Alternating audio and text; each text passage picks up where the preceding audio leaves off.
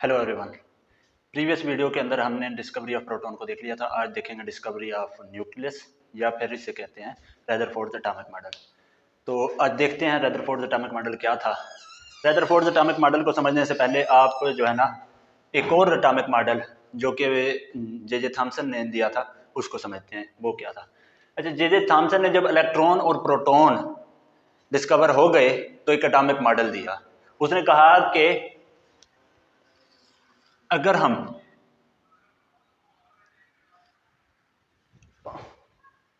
Proton और electron को तस्वर करते हैं कि प्रोटॉन के ऊपर पॉजिटिव चार्ज है और इलेक्ट्रॉन के ऊपर नेगेटिव चार्ज है, तो जो प्रोटॉन है उनका साइज भी बड़ा है, इलेक्ट्रॉन का साइज भी छोटा है।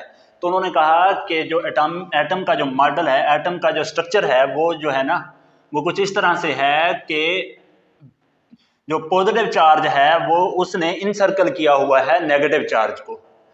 जो पॉजिटिव चार्ज है उसने नेगेटिव चार्ज को इनसर्कल किया हुआ है। वो कैसे, वो देखते हैं। ये देखें, ऐसे कुछ इस तरह से। उसने कहा कि ये वाले जो है, ये वाला जो है सारा ये पॉजिटिव चार्ज है, जबकि ये वाला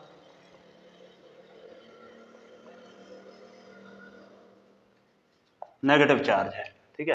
उसने इस मॉडल को प्लम पुडिंग मॉडल कहा। मतलब जैसे कि एक वाटरमेलन के अंदर बीज उसके होते हैं, तो बीज उसने कहा कि इलेक्ट्रॉन है, फर्ज कर लें कि इलेक्ट्रॉन है, और जो उसके अलावा जो रेड जो है वाटरमेलन है उसको उसने कहा कि ये पॉजिटिव चार्ज है, पॉजिटिव चार्ज और प्रोटॉन है। ठीक है। तो इस तरह का उसने मॉडल दिया था।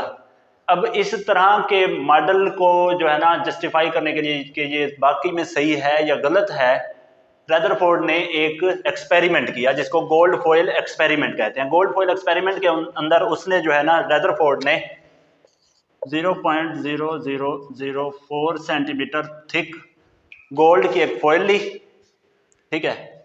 0.00004 सेंटीमीटर थिक उसने गोल्ड की एक फॉइल ली और उसके ऊपर अल्फा पार्टिकल्स की बम्बार्डमेंट कराई।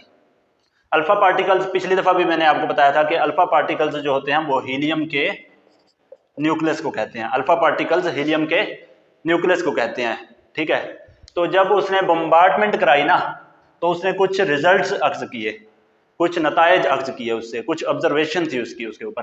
तो उसने देखा कि तकरीबन तमाम जो पार्टिकल्स थे, अल्फा पार्टिकल्स, वो जो है ना गोल्ड की फॉइल को पास कर जाते हैं, इधर उधर डिफ्लेक्ट नहीं करते। लेकिन कुछ ऐसे पार्टिकल्स थे जो कि डिफ्लेक्ट कर रहे थे। 20,000 ऑलमोस्ट उसने जो है ना अल्फा पार्टिकल्स लिए और उनको बम्बार्ड कराया। तो उसने देखा कि 20,000 में से सिर्फ चंद अल्फा पार्टिकल्स ऐसे थे जो कि डिफ्लेक्ट हो रहे थे। ठीक है। तो उसके इस एक्सपेरिमेंट के उसने नतायज में पता है क्या लिखा? उसने कहा कि most particles undeflected shows empty volume of atom. वो कहता है कि चूंकि ज्यादातर पार्टिकल्स इसके अंदर से पास कर गए हैं, गोल्ड फॉइल के अंदर से पास कर गए हैं, इसका मतलब है कि एटम का जो वॉल्यूम है वो ज्यादातर खाली है। ठीक है। नेक्स्ट उसने कहा कि deflection of few particle shows centre of positive charges. वो कहता है कि जो डिफ्लेक्ट कर रहे हैं पार्टिकल्स, अल्फा पार्टिकल्स, वो शो कर रहे हैं कि सेंटर के अंदर कोई ना कोई पॉजिटिव चार्ज मौजूद है। मतलब पॉजिटिव चार्जेस सेंटर के अंदर मौजूद हैं, इस तरह से मौजूद नहीं है जिस तरह से जे थॉमसन ने कहा था, जिस तरह से जे थॉमसन का प्लम पुडिंग मॉडल कहता था। ठीक है। नेक्स्ट उसने कहा कि deflection of few particle shows centre of positive charge. ये हो गया। Next, complete rebouncing show nuclei is dense and hard. उसने कहा कि कुछ पार्टिकल्स ऐसे थे जो कि कंप्लीटली रीबाउंस हुए, जैसे कि ये वाला पार्टिकल है, जाके कंप्लीटली रीबाउंस होके वापस आया। तो ये शो कर रहा है कि जो न्यूक्लियस है, जो भी सेंटर में चीज है, सेंटर वाले पॉजिटिव चार्ज हैं, वो बहुत ज्यादा डेंस हैं और हार्ड हैं। ठीक है। नेक्स्ट पॉइंट वो कहता है कि deflection of few particle shows small size of nucleus as compare to volume of atom.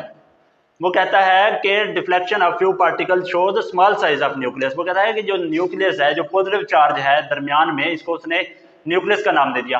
तो वो कहता है कि ये जो है ना काफी इसका साइज स्मॉल है as compare to the volume of atom, volume of atom के वॉल्यूम की बनिस्बत। अगर एटम के वॉल्यूम से इसको कंपेयर किया जाए तो इसका साइज, न्यूक्लियस का साइज बहुत छोटा है। नेक्स्ट पॉइंट में वो कहता है कि electron revolve around the nucleus, electrons जो हैं वो न्यूक्लियस के गिर्द घूमते हैं। नेक्स्ट पॉइंट में वो कहता है कि इलेक्ट्रॉन्स न्यूक्लियस के गिर्द घूमते हैं। ठीक है, इससे नेक्स्ट भी 2 पॉइंट्स हैं, तो वो देखते हैं क्या है।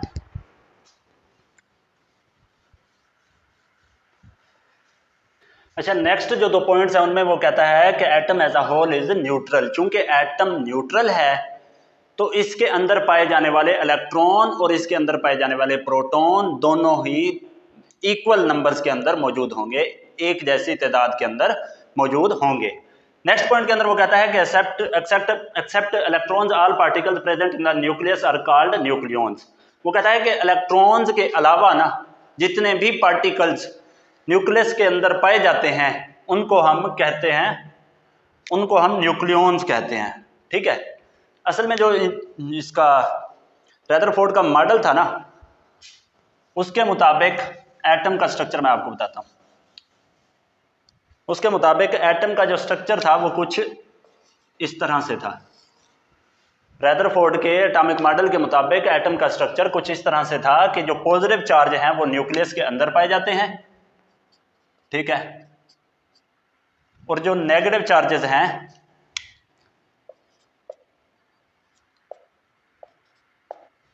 चार्जेस हैं वो बाहर दायरों की शक्ल में रिवॉल्व करते हैं न्यूक्लियस के गिर्द।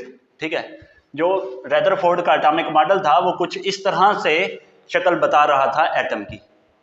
इसके अंदर भी कुछ लिमिटेशंस हैं, रदरफोर्ड के एटॉमिक मॉडल के अंदर भी कुछ लिमिटेशंस हैं। उन लिमिटेशंस को हम अगली वीडियो के अंदर कवर करेंगे। ठीक है, तब तक के लिए अल्लाह हाफिज़।